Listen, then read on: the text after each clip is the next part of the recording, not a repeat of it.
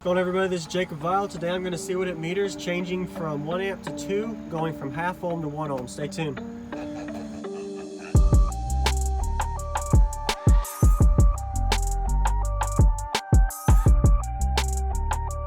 So I originally had one Crescendo 6K in here.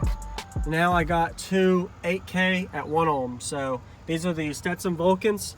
Two of them I'm running at 1 ohm. The half ohm 6K Korean amp to two 8Ks at 1 ohm, I'm honestly going to assume instantly a 2,000 watt gain, even if you wire, even if you're running over double power. So 12,000 watts if you double the 6K versus the 2 8s equals 16. So I mean, I'm thinking I'm going to gain 2,000 watts on it after rise, but even with voltage drop, it could be a little less or more, I don't know. But we'll find out. I haven't fine-tuned anything, haven't changed anything, just literally did amp swap direct, and we'll find out today. So two 45 amp hour lithium on two Vulcan Stetson 8Ks at 1 ohm each. They're like 1.1 depending on how the temperature is. 4 SoundCube HDX 418s. If you haven't already, subscribe. And check out the links in the description to see where where I got all this stuff, as well as if you want to check out the amps I just upgraded as well.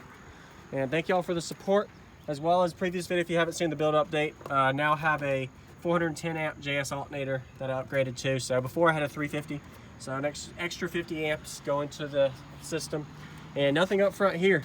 So we're about to find out what it meters.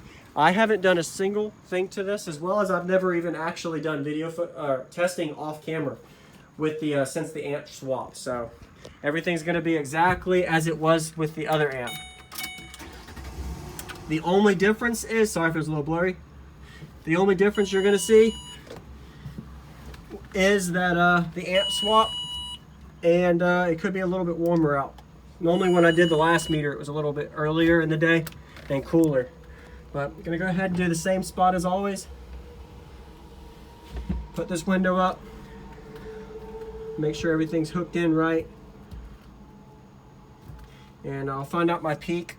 Go turn the amps on and I'll go check them. So one thing I don't like already about this amplifiers is I don't have a bass knob, so I can't see when it's on like I did with my Crescendo. So the Crescendo, I'm not even able to, I was able to see when it was on and off and protect, but these, see, they're on. I've got protect and clip, but it's back here. There's no actual hookup. So they're definitely budget-friendly full bridge amplifiers. So just trying it out for fun, test the waters. Just, you know, I like to be able to gain experience, and if I stay with the same thing over and over, then I won't be able to gain experience. So I'm trying out these. So, yep, the amps are on. You can see both of them on. My gains are right around a quarter, and I tuned that to volume 55 when it clipped at -5 dBs. So that's probably right where I'm going to burp. At 0 dBs though. So definitely will be into clipping for this burp. And we'll find out real quick. This subsonic is a little bit pinchy as well. It's so hard to tell where it is on these. The Koreans are so much easier to read. There's a lot of pros to Korean over Brazilian for sure. There's pros and cons. The pro, I'll mention those later in another video. But let's see. Let me go ahead and open this up. I got the SSA meter. Link in the description if you want to know, hey, where do you buy that? I mean, literally everything I have, you can actually see where I purchase it and the price and all of that. Whether you want to buy it or not, you're just shopping. So I got it hooked up to it. Let's go ahead and make sure everything's on. I'll do volume 20 first, and we'll find out what my peak is, and then we'll go in and do a burp. Hopefully nothing blows up. And I don't want to joke, but that's possible. All right, we'll find out where my peak is with these new amps. You never know, the peak shouldn't change, but you never know.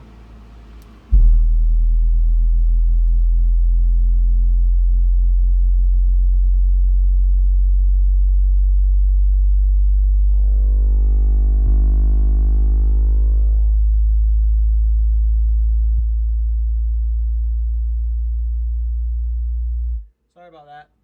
I need to reset it. For some reason, the peak wasn't allowing it to stop. It kept going, so let me redo that. That was annoying.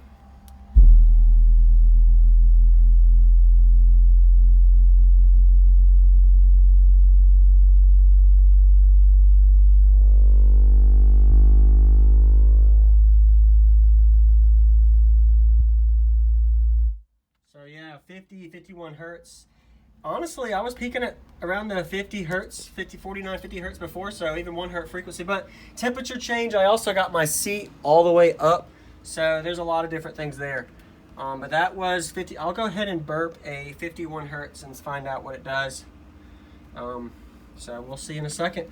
Also, a playlist on my video, playlist on my channel, Jacob Vile 2, you'll see like all the different test tones you can use, like these sweeps and all of that if you want to try them out. So like I mentioned, I'm going to go to volume 55 and I'm going to burp it. Let's hopefully nothing blows up. A little nervous here. I'm going to burp a 51. Here we go.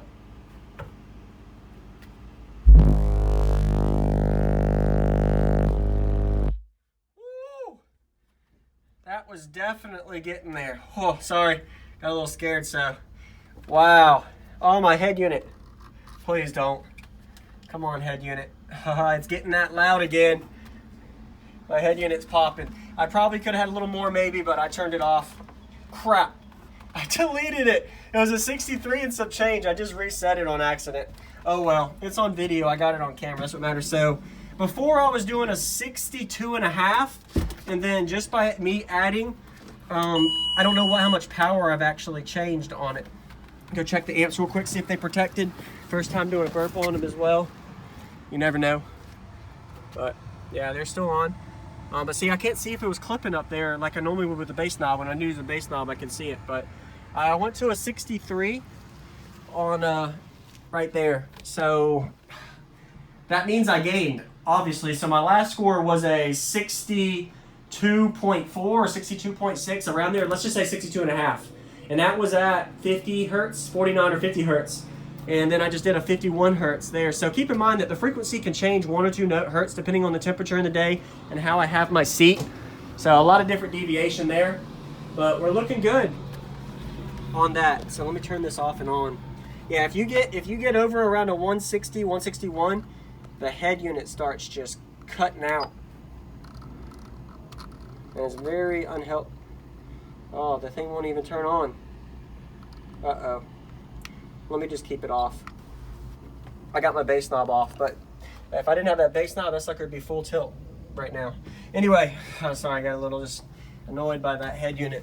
But yeah, so a 163 and some change, at least a half dB gain. So that's telling me just on the amount of power that I have from these two amps, it's definitely way more impressive, and I'm definitely way happier with the single 6K.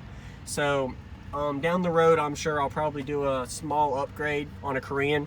For right now, I had to send my 6K amp into Crescendo for them to get it fixed. There was an issue with it, so that's why anybody watching is wondering why I have these, as well as build updates, and just try out some Brazilian, see how it does. But definitely liking the 6K more. I am a little bit louder with this, but now I'm saying I have 16,000 watts versus 6,000 watts. And honestly, I would say I'm probably, after Rise, I'm probably clamping 8, 9K on these, maybe even less, because it's starting at 1 ohm, which is what they're rated at.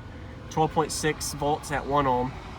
And you saw the voltage drop, I think, when I was recording earlier. So, but hey, it's a gain. It's a gain, but I'm also going up 2.5 on power by numbers. It's so much more efficient this way too, because I'm not running below the recommended ohm of the amp, so I'm not going to be exceeding the limits and voiding the warranty. But you also have to consider that I am going from a 6,000 to half ohm to 6 times 3 is 18, so this 16, so a little over 2.5x power, even though I'm running at 1 ohm.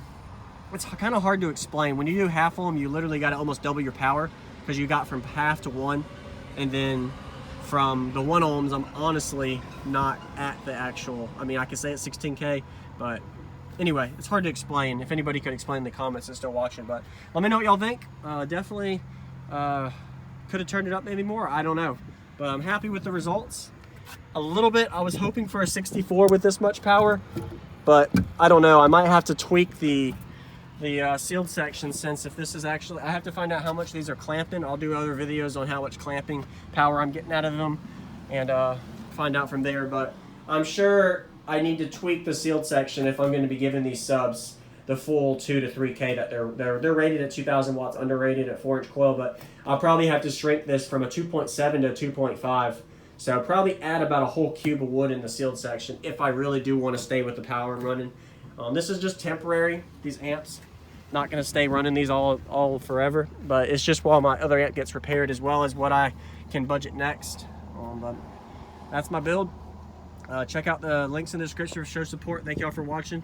Subscribe and let me know what y'all think in the comments. I'll see you on the next one.